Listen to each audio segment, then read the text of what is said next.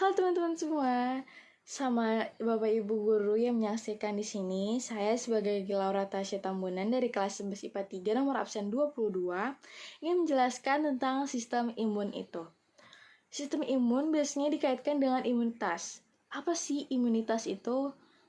Nah, imunitas itu berarti kekebalan tubuh atau daya tahan tubuh. Namun imunitas yang kita bahas kali ini itu berdasarkan makhluk hidup atau manusia nih guys. Nah, imunitas atau bisa kita bilang sebagai resistensi atau perlindungan diri dari penyakit yang disebabkan oleh patogen. Nah, sistem imun itu apa sih?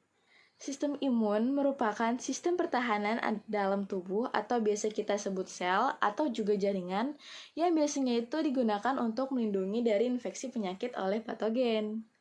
Nah, kira-kira patogen itu apa ya? Patogen itu adalah agen penginfeksi yang dapat menyebabkan penyakit biasanya berupa virus bakteri, protista, dan juga jamur, serta agen-agen patogen lainnya. Nah, apabila agen-agen tersebut dapat masuk ke dalam tubuh kita, biasanya itu disebut sebagai antigen. Nah, antigen itu adalah molekul asing yang dapat dikenali oleh sistem imun. Dengan adanya antigen, sistem imun tersebut akan melawan dan membentuk antibodi dalam tubuh kita. Nah, antibodi itu merupakan protein spesifik yang biasanya dihasilkan oleh sistem imun untuk melawan antigen, guys. Lalu kita beralih ke fungsi imunitas. Fungsi imunitas yaitu fungsinya menjaga sel-sel dari infeksi patogen yang dapat menyebabkan kerusakan bahkan kematian. Wah, parah banget. Imunitas dibagi dua kelompok, yaitu imunitas bawaan atau kita sebut non-spesifik dan juga imunitas adaptif yang biasa kita sebut spesifik. Imunitas bawaan atau innate immunity yaitu merespon patogen dengan cepat dan aktif setelah terjadinya infeksi yang disebabkan oleh patogen.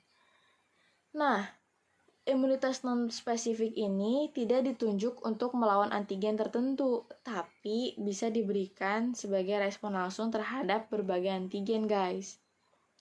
Nah, imunitas bawaan ini dibagi dua loh, yaitu pertahanan penghalang dan juga pertahanan internal.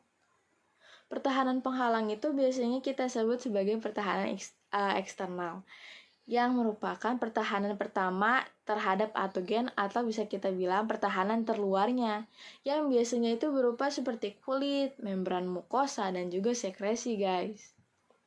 Apabila patogen berhasil melewati pertahanan penghalang, maka patogen akan menghadapi pertahanan internal yang seperti sel fagositik, protein antimikroba, dan juga inflamasi, serta sel pembunuh alami, guys. Nah, sekarang kita beralih ke imunitas adaptif atau spesifik, yang merupakan mekanisme pertahanan tubuh berupa perlawanan terhadap antigen tertentu.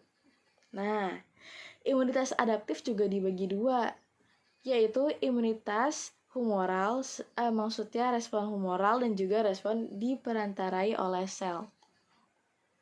Nah, respon humoral itu merupakan respon imunitas tubuh yang mensekresikan antibodi dan bersirkulasi dalam darah atau limfe, yang dinamakan respon humoral karena limfa dan darah merupakan humor tubuh, atau biasanya itu bukan biasa ya, maksudnya bahasa latinnya humor itu adalah cair. Nah, yang kedua itu respon diperantarai oleh sel, yang merupakan respon imunitas tubuh yang melibatkan sel-sel T sitotoksis. Nah, nggak heran kan kenapa sih di zaman pandemi corona ini kita disarankan untuk mematuhi protokol seperti menjaga jarak 2 meter. Karena virus tersebut gampang banget menyebar. Jadi, stay safe guys. Dadah!